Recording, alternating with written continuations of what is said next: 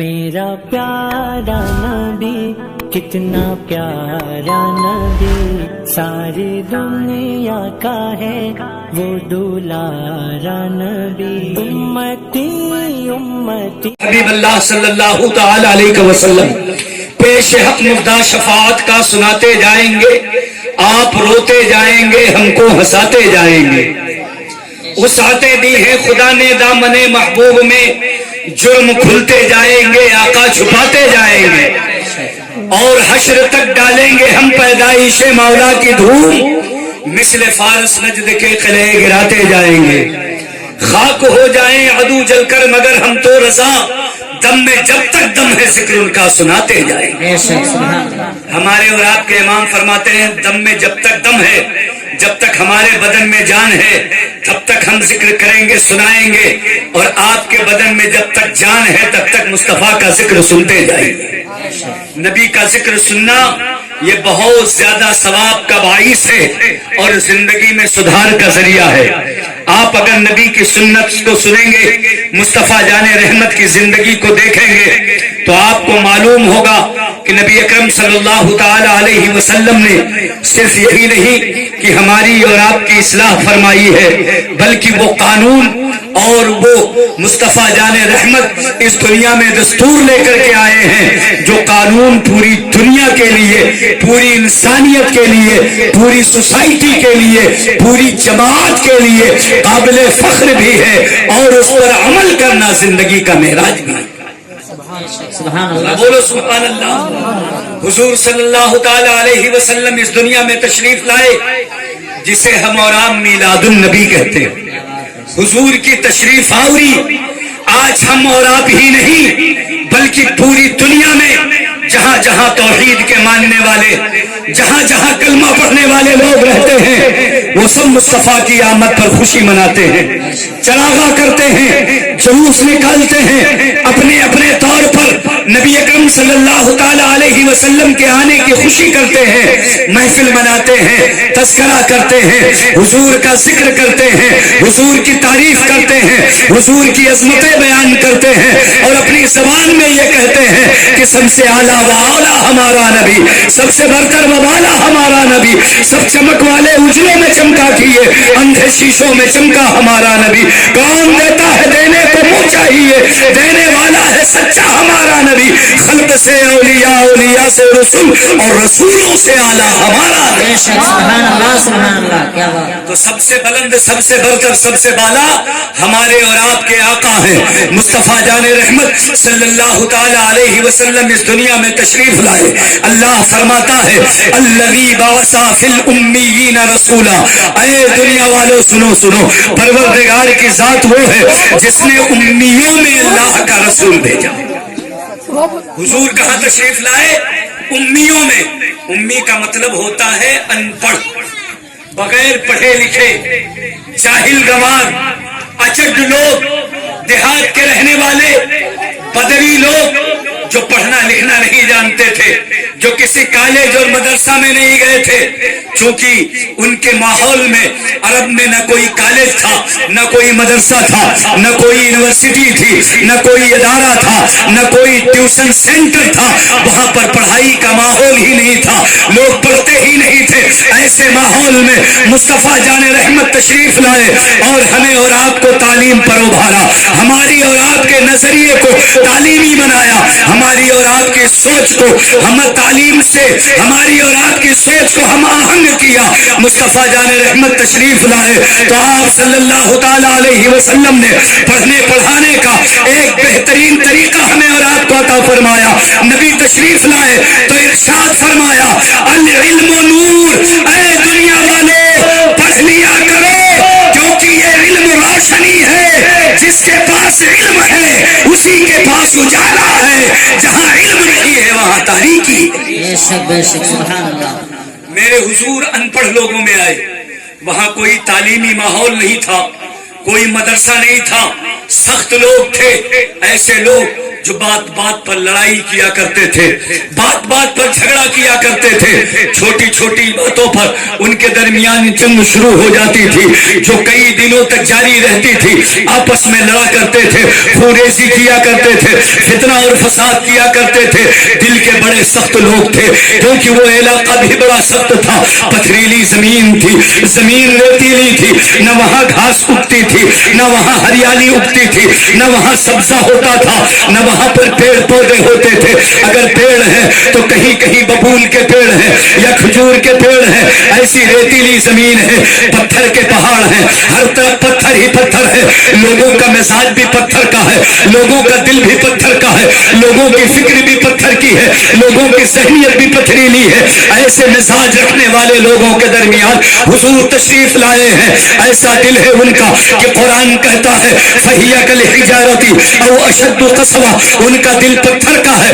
یا اس سے زیادہ سخت ہے، اگر وہ پتھر دل نہ ہوتے تو اپنی اولاد کو وہ زندہ زمین میں دباتے نہیں، زندہ زمین میں دفن نہیں کرتے، اگر اپنی اولاد کو کوئی اپنے ہاتھوں سے گڈھے میں دبا کر زندہ دفن کر دیتا ہے تو آپ یقین جانیے وہ پتھر دل ہی ہو سکتا ہے، جس کے دل کے نام پر خون کا نتھلا ہو وہ اپنی اولاد کو کبھی زندہ دفن نہیں کر سکتا۔ سبحان اللہ سبحان اللہ، بے شک بولو بات سچی ہے کہ نہیں؟ تو سب لوگ ہاتھ اٹھا کے بولو سبحان اللہ۔ تو ان کے دل بڑے سخت تھے، بڑے سخت مزاج، نرمی نام کی کوئی چیز نہیں، ترس نام کی کوئی چیز نہیں، رحم نام کی کوئی چیز نہیں، ان کے درمیان آپس میں محبت و مروت نام کی کوئی چیز نہیں تھی، ایک دوسرے پر ظلم کرتے تھے، ایک دوسرے کا مال چھین کر کے کھاتے تھے، ایک دوسرے کو ستاتے تھے، کمزوروں کو دبایا جاتا تھا، پریشان حال کو اور پریشان کیا جاتا تھا، قافلے والوں کو لوٹ لیا جاتا تھا، ان کا مال چھین کر کے وہ کھایا کرتے تھے، یتیموں کا مال چھین لیا کرتے تھے، بیواؤں کے حقوق دبایا کرتے تھے، ہر وقت تاش اور جوا کھیلا کرتے تھے، شراب پیا کرتے تھے، ایسے لوگ جن کی زندگی کا مقصد یہ نہیں تھا کہ پڑھ لکھ کر کے ترقی کریں گے، آگے بڑھیں گے، قوم اور سماج کی سیوا کریں گے، یہ مزاج نہیں تھا کہ پڑھ لکھ کر کے قوم کو سدھاریں گے، یہ سوچ نہیں تھی کہ حالات بدلیں گے، یہ خیال نہیں تھا کہ اچھے شہری بنیں گے، اپنے شہر کو ترقی دلائیں گے، اپنے شہر کے اندر خوشیاں لائیں گے، اپنے شہر کے اندر اچھائیاں لائیں گے، اپنے شہر کے اندر بہاریں لائیں گے، بلکہ وہ پلتے تھے، بڑے ہوتے تھے تو صرف یہ سوچا کرتے تھے، یہ سوچ کر بچے بڑے ہوتے تھے، انہیں اس ماحول میں بڑا کیا جاتا تھا کہ انہیں ریگستان میں ڈال دیا جاتا تھا، اونٹ کی پشت پر بیٹھ کر کے دن بھر وہ سواری سیکھتے تھے تاکہ وہ بڑے ہوں اور جب میدان میں جائیں جنگ لڑنے کے لیے اونٹ کی پشت پر بیٹھے تو انہیں گھبراہٹ نہ ہو، انہیں سخت جان بنایا جاتا تھا، تلوار چلانے کے ہنر سکھائے جاتے تھے، تیر اندازی سکھائی جاتی تھی، نیزہ چلانے کا انہیں ڈھنگ بتایا جاتا تھا اور یہ مزاج دیا جاتا تھا اے بیٹا تمہیں پال رہا ہوں، تم بڑے ہو کر کے فلاں قبیلے سے بدلہ لینا، اس لیے کہ فلاں قبیلے والے نے تمہارے باپ کو مارا ہے، کسی قبیلے والے نے تمہارے بھائی کو مارا ہے، اس قبیلے والے سے بدلہ لینا۔ لوگ بڑے ہوتے تھے اور جیسے ہی جوان ہوتے تھے دوسرے قبیلے پہ ٹوٹ پڑتے تھے، جب اس قبیلے کے بچے بڑے ہوتے تھے تو اس قبیلے پہ ٹوٹ پڑتے تھے، اسی طریقے کی تباہی چل رہی تھی، ایک دوسرے سے بدلہ لے رہے تھے، انسانیت کٹ رہی تھی، لوگوں کا خون ہو رہا تھا، لوگ بے دریغ مارے جا رہے تھے، بچے یتیم ہو رہے تھے، عورتیں بیوہ ہو رہی تھی، ایسے ماحول میں کہ ذرا سی بات پر جنگ بھڑک جاتی تھی تو صدیوں جنگ چلا کرتی تھی۔ حضور ایسے لوگوں کے درمیان آئے، مگر جب آقا آئے ہیں تو سوچنے کا مزاج بدل دیا ہے، نبی آئے ہیں تو لوگوں کی فکر بدل دی ہے، میرے نبی آئے ہیں تو لوگوں کا طریقہ بدل دیا ہے۔ وہ لوگ جو پوری زندگی اس لیے گزارتے تھے کہ فلاں قبیلے کے لوگوں کو قتل کر کے اپنے خاندان کے مقتولین کا بدلہ لینا ہے، وہ اس مزاج میں جینے لگے کہ ہم ان کو معاف کر دیں گے اور ان کو اچھی باتیں سکھا کر کے دین کے قریب کر دیں گے۔ مصطفیٰ جان رحمت آئے تو لوگوں کا نظریہ بدلا، اتر کر ہیرا سے سوئے قوم آیا، وہ ایک نسخہ کیمیا ساتھ لایا، خود نہ تھے جو راہ پر اوروں کے ہاتھی بن گئے، کیا نظر تھی جس نے مردوں کو مسیحا کر دیا۔ سبحان اللہ، نعرہ تکبیر، نعرہ رسالت، مذہب اسلام، نعرہ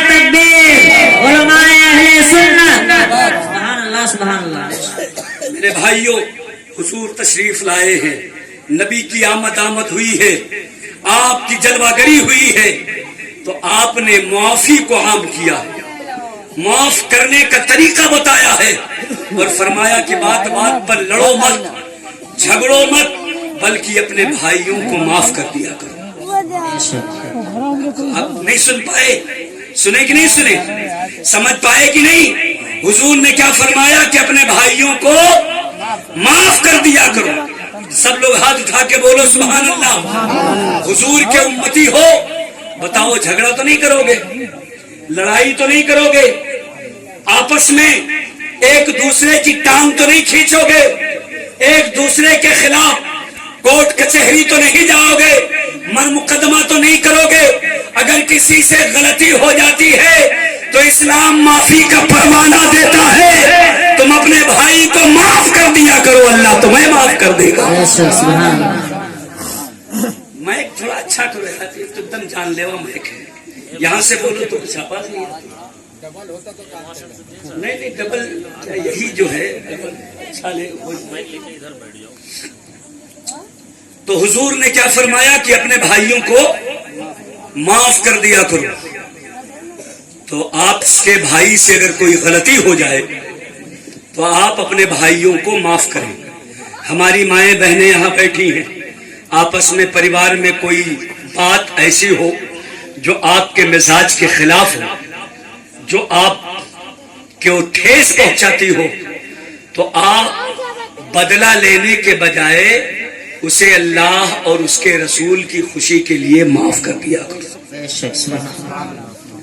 بولو معاف کریں گے کہ نہیں کریں گے؟ بولیے انشاءاللہ۔ معاف کرو گے، آپس میں جھگڑے ختم ہو جائیں گے، بھائی چارگی بڑھے گی، اخوت و محبت بڑھے گی، آپس میں پیار بڑھے گا۔ لڑائیوں میں نقصان دو طرفہ ہوتا ہے، کبھی ان کی بازی چت پڑتی ہے، کبھی دوسرا پٹ ہوتا ہے، کبھی وہ چت ہوتا ہے، یہ پٹ ہوتے ہیں، الغرض داؤ پیچ بازی اوپر نیچے ہوتی رہتی ہے۔ اچھے اچھے پہلوان مجھے مجھائے کھلاڑی بھی چپ جایا کرتے، بولو چپتے کہ نہیں چپتے؟ اگر جنگ ہوئی آپس میں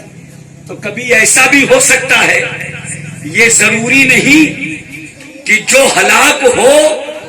وہ کمزور تھا، بلکہ کبھی بڑے بڑے پہلوان بھی داؤ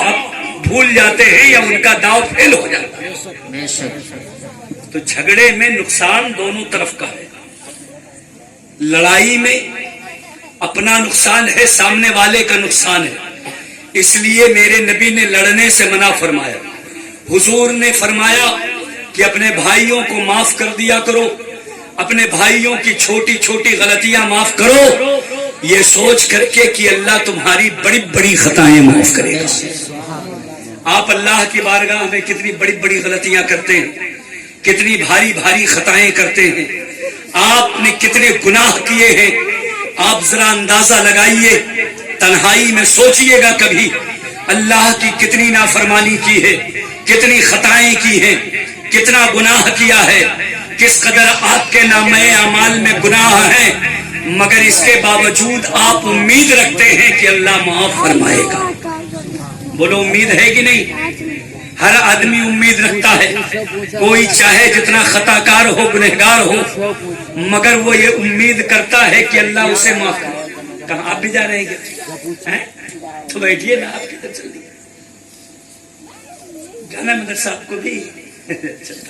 تشریف رکھے ہیں تو کل مدرسہ جا کے بہت دور ہے مدرسہ، اچھا ٹھیک ہے ٹھیک ہے، ملائیے۔ اصل میں بالکل سب لوگ اٹھنے آنے جانے کا ماحول ہوتا، افراتفری کا، تو جو چند حضرات بیٹھتے ہیں، مجمع جمتا ہے، اس کا بھی ماحول خراب ہو جاتا ہے۔ اب اکثر لوگ ادھر ہی سر گھما کے دیکھ رہے ہیں کہ موٹر سائیکل اسٹارٹ ہوگی کہ نہیں، چلے گی کہ نہیں چلے گی۔ آپ کے سامنے میں بیٹھا ہوا ہوں، میں آپ سے کچھ کہہ رہا ہوں، آپ ادھر ہی دیکھیے، ادھر ہی توجہ رکھیے۔ حضرت لوگ انشاءاللہ بخیریت پہنچ جائیں گے، آپ کو فون کر کے اطلاع کر دیا جائے گا، ہے کہ نہیں؟ توجہ ہے آپ کی ادھر؟ درود شریف پڑھیے زور سے، اللہم صلی علی سیدنا شفیعنا